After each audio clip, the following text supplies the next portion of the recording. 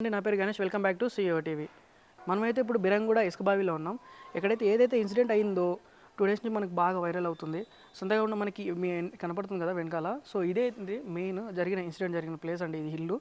So అతన్ని పెళ్లి పేరుతో ఇంటికి పిలిచి ఇట్లా మర్డర్ చేయడం అనేది అసలు న్యాయం కాదు. సో నార్మల్గా జరిగిన విషయం ఏంటంటే, సో వీళ్ళిద్దరు చిన్నప్పటి నుంచి లవర్స్ అనమాట. సో వీళ్ళు స్కూలింగ్ చేశారు కలిసి, వీళ్ళు కాలేజ్ కూడా చేశారు. ఇప్పుడు ప్రెసెంట్ అయితే ఇతను బీటెక్ చేస్తున్నాడు, ఎవరైతే చంపేశారో సో అతను బీటెక్ చేస్తున్నాడు అనమాట, చనిపోయిన వ్యక్తి. సో ఈయన వచ్చేసి విజయవాడకు సంబంధించిన వ్యక్తి అనమాట.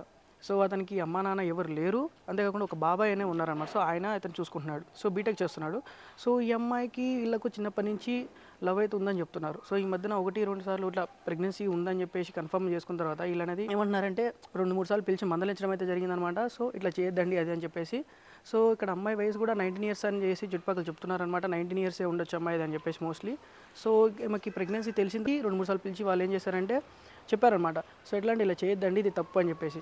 సో ఇప్పుడైతే మనకి తెలిసిన ఇన్ఫర్మేషన్ ప్రకారం వీళ్ళు పెళ్లి పేరు మీద ఇంటికి పిలిచి ఇలాగా అతన్ని చంపడం జరిగింది. సో మనకు పోలీసులు కానీ ఇట్లా హాస్పిటల్లో చెప్పింది ఏంటంటే, తల మీద గట్టిగా గాయం తగలడం వల్ల, సో తల మీద గట్టి గాయం తగలడం వల్ల అతను చనిపోవడం అయితే జరిగిందని చెప్పేసి ఇప్పుడు హాస్పిటల్లో వీళ్ళంతా చెప్తున్నారు. సో ప్రెసెంట్ అయితే ఇప్పుడు ఇంట్లో అయితే ఎవరు లేరు మాట్లాడడానికి కూడా, చుట్టుపక్కల కూడా ఎవరు ఇంట్రెస్టెడ్గా లేరు చెప్పడానికి. సో ఈ ఇన్సిడెంట్ గురించి చెప్పడానికి. మీరు ఇక్కడే ఉంటారా లోకల్? మీరు ఇక్కడే ఇంకా పక్క గల్లీలో ఉంటాం. ఇది ఇట్లా జరిగిందని మీకు ఎప్పుడు తెలుసు సార్? నార్మల్ నాకు ఇందాక యూట్యూబ్లో చూస్తే తెలిసింది, నాకు ఇట్లా సంఘటన జరిగిందని ఇంట్లో వాళ్ళు చెప్తే అది కూడా చూసిన నేను. అంటే నేనే కూడా ఏందో అని తెలుసుకుందామని వచ్చిన నేను. అంటే నార్మల్గా వీళ్ళు ఇంట్లో వాళ్ళు అందరితో ఫ్రెండ్లీగానే ఉంటారా, లేదా కొంచెం రాసి? మనకు తెలియదు ఇంకా వాళ్ళు ఫ్యామిలీ ఎట్లుంటారు ఏందనేది. ఇన్సిడెంట్ అయ్యిందని తెలిసి నేను కూడా చూద్దామని వచ్చిన ఏమైందని. ఓకే, పక్క గల్లీలో ఉంటాం మనం కూడా, కానీ ఏం తెలియలేదు. అంత సీక్రెట్గా అయిపోయింది అంత. చుట్టుపక్కల అసలు సౌండ్లు కూడా ఏం రాలేదు, ఎంత అసలు అయినట్టు కూడా అనిపిస్తలేదు, అసలు అయినట్టు కూడా అనిపిస్తలేదు. మరి పక్కన ఎంతో దూరం కూడా కాదు అసలు. ఒక్కరికి ఇంటింటికి కూడా చెప్పుకునేటట్టు కూడా లేదు. అంటే చుట్టుపక్కల చాలా మంది అయితే కనీసం సౌండ్ కూడా రాలేదు, ఆ పర్సన్ తెచ్చినట్టు కూడా లేదు కూడా కాదు ఇది. మరి అవును, చంపేసినారని అంటే మామూలు. ఇప్పుడు నార్మల్గా మీరు ఏమనుకున్నారు? ఇప్పుడు ఎన్నోసార్లు చెప్పి వాళ్ళు ఏమంటున్నారంటే, ఎన్నోసార్లు చెప్పాము ఇట్లా ప్రెగ్నెంట్ అయ్యారు వాళ్ళు చిన్న వయసులో, కరెక్ట్ కాదు మేము చెప్పాము మల్టిపుల్ టైమ్స్ అని చెప్పేసి చెప్తున్నారు. పైగా వాళ్ళను హాస్టల్ నుంచి అతను తీసుకొచ్చి ఇట్లా చేయడం ఇది కరెక్ట్ అంటారా? కరెక్ట్ అయితే కాదు అది. వాళ్ళది ఏం మళ్ళీ ఏందో ఏం కట్టిన వాళ్ళది ఏముందో మళ్ళీ అలా వాళ్ళు ఏం అసలు ఏం జరిగిందో మనకు తెలియదు. మనం అనలేము కదా మనం ఆ సంభాషణ. అంటే 2-3 సార్లు చెప్పింటే మంచిది. మరి ఇంత అంటే ఇంత పెద్ద ఏరియా పెట్టుకొని ఒకరికొకరు తెలియకుండా ఎంత సీక్రెట్గా చేసుకుంటున్నారు. మళ్ళీ పక్కన వాళ్ళని ఒకరికొకరు చెప్పుకొని ఒక స్ట్రిక్ అంటే అసలు ఏం లేనేలేదు ఇక్కడ. అవును, అయిపోయింది, తీసుకున్నారు, పోయినారు పోలీసు వాళ్ళైనా మళ్ళీ ఒక అది ఇది అని ఒక స్టిక్ అసలు ఏం కనిపి కూడా కనిపిస్తుంది అంత పెద్ద ఇన్సిడెంట్ అయినాక కూడా. అవును, ఇన్సిడెంట్ చాలా పెద్దది.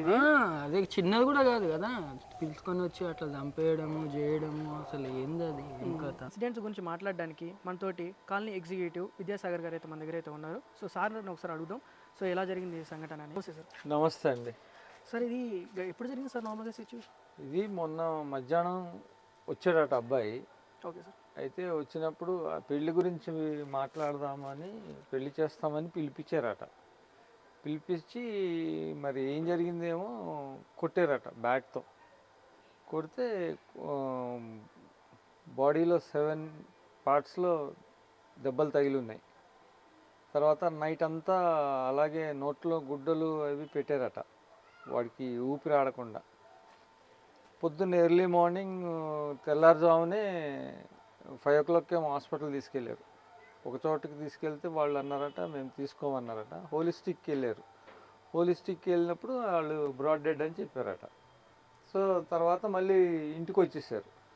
ఇంటికి వచ్చినాక మధ్యాహ్నం వాళ్ళ పెదనాన్న ఎవరైతే ఉన్నారో అబ్బాయి పెదనాన్న ప్లస్ వాళ్ళు వాళ్ళ ఫ్రెండ్స్ కాలేజ్ వాళ్ళు కాంటాక్ట్ చేస్తుంటే అప్పుడు తెలిసింది ఇట్లా అయ్యిందని. వెంటనే సాయంత్రానికి పోలీసులు మీడియా వీళ్ళందరూ వచ్చేసారు. బాడీనేమో పటంచెరు మార్చరికి తీసుకెళ్ళారు.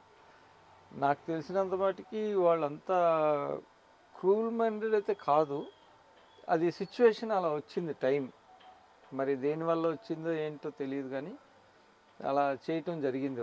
వాళ్ళైతే పేరెంట్స్ అయితే మంచివాళ్ళు, చాలా మాతో అంటే కలిసి ఉంటారు, అంతా బాగానే ఉంటారు.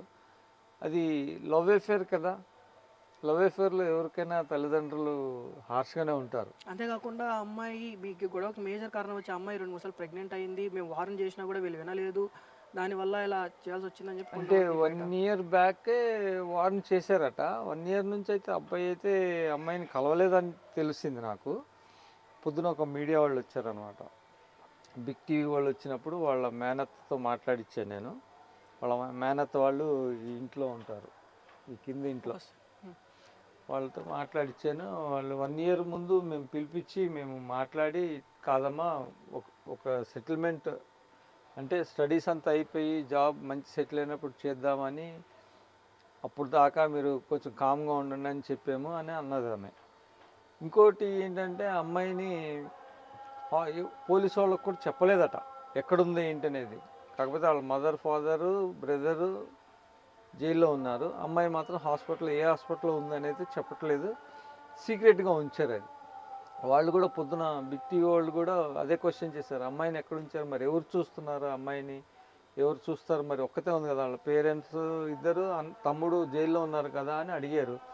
మాకు తెలియదని చెప్పింది ఆవిడ, వాళ్ళ మేనత్త.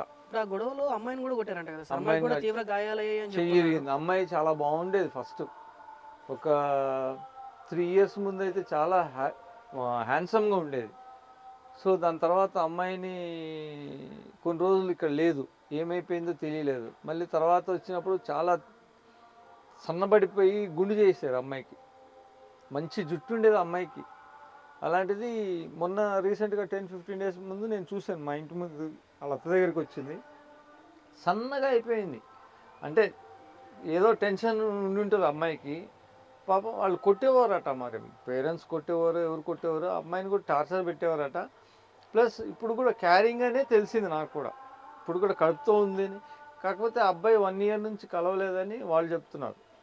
అవును సార్, వాళ్ళకి మాటలు లేవు అనేసి కూడా అంటున్నారు. అవును, మళ్ళీ అమ్మాయి ప్రెగ్నెంట్ విషయం కూడా తెలియడం వల్లే ఈ రిస్క్ అయింది. అది ఏంటనేది తెలియదు. మరి అబ్బాయి అయితే 1 ఇయర్ నుంచి అయితే కలవలేదట అబ్బాయి. ఈ అమ్మాయి 3-4 సార్లు వెళ్ళిందంట అబ్బాయి దగ్గరికి, వెళ్ళిపోయి నన్ను తీసుకెళ్ళిపోయి ఎక్కడికన్నా పెళ్లి చేసుకో అని ప్రెషర్ పెట్టిందంట. ఇది టాక్. అంటే బయట క్యాస్ట్ ఫీలింగ్ వల్ల కూడా మర్డర్ చేశారు అని అట్లా క్యాస్ట్ అబ్బాయి విజయవాడ, సో ఆంధ్ర, తెలంగాణ అట్లా అనేం లేదండి. అంటే నాకు తెలిసిన మేము 6th ఇయర్ ఇది, అట్లా క్యాస్ట్ ఫీలింగ్ అనేది లేదు. ఓకే, క్యాస్ట్ అంటే నాకు తెలిసినది నేను చెప్తున్నాను మీకు, అట్లా క్యాస్ట్ ఫీలింగ్ లేదు. కాకపోతే ఏంటంటే ఈ ఎమోషన్ అయిపోతారు కదా, ఉంటుంది క్యాస్ట్ ఫీలింగ్ కూడా ఉంటుంది, ఉండొచ్చు, అయ్యి ఉండొచ్చు, వేరే క్యాస్ట్ అయ్యింది, వీళ్ళు క్రిస్టియన్స్, ఓకే, ఉండొచ్చు. నాకైతే అది అంత కన్ఫర్మ్ కాదు. కాకపోతే జరగకూడదు జరిగింది. అన్ఫార్చునేట్లీ అది మేమే అసలు రాత్రి అంతా ఆలోచిస్తున్నాము, ఎందుకు ఇట్లా జరిగింది. కామ్గా ఉంటారు వాళ్ళ ఫ్యామిలీ, ఏమి డిస్టర్బెన్స్ ఉండదు. మా కాలనీలో ప్రతిదీ, ఏ చిన్న బర్త్డే ఫంక్షన్ అయినా, మా వినాయక చవితి ఇదంతా డెకరేషన్ అతనే చేస్తాడు. అతను రైల్వేలో employee, TT, central government employee. బాగుంటాడు, మాతో అందరితో బాగానే ఉంటాడు. అలాంటిది అలా చేశారంటే మేము నమ్మబుద్ధి కాలేదు మాకే, అది సంగతి. ఇప్పుడు అతని తల్లిదండ్రులు లేరు అంటున్నారు సార్. అబ్బాయికి తల్లిదండ్రులు లేరు, అవును, వాళ్ళ బాబాయ్ ఉన్నాడు, పెదనాన్న. ఆయన వచ్చి మీతో మాట్లాడారు, అసలు ఏం సార్ రాలేదు, ఇక్కడికి రాలేదు, మోర్చరీకి వెళ్ళారట, ఇక్కడికి ఇంటి దగ్గరికి రాలేదు. అంటే వాళ్ళకి సంబంధించి ఎవరు బంధువులు కానీ ఎవరు రాలేదు, స్నేహితులు కానీ ఎవరు మీతో మాట్లాడలేదు, ప్రెసిడెంట్ కూడా మాట్లాడలేదు. నిన్న రాత్రి మాట్లాడారు కానీ ఈ రోజు మాత్రం పొద్దున్న నుంచి అయితే ఎవరు రాలేదు. అంటే మీడియా వాళ్ళు వచ్చారు కానీ 2-3. మా మొన్న రోడ్ వర్క్స్ చేసేటప్పుడు కొన్ని కేబుల్స్ తెగిపోయినాయి, సీసీ కెమెరాలు అన్నీ బంద్ అయిపోయినాయి అనమాట, పని చేయట్లేదు. పొద్దున్న చాలా ట్రేస్ అవుట్ చేసాము, సీసీ ఫుటేజ్ కావాలని, అది ఒక్కటి మిస్ అయింది. ఇక దాన్ని కూడా మేము త్వరలో చేస్తాం. కమిటీ మొన్నే అనుకున్నాం చేయిద్దామని తొందరగా, అది విషయం.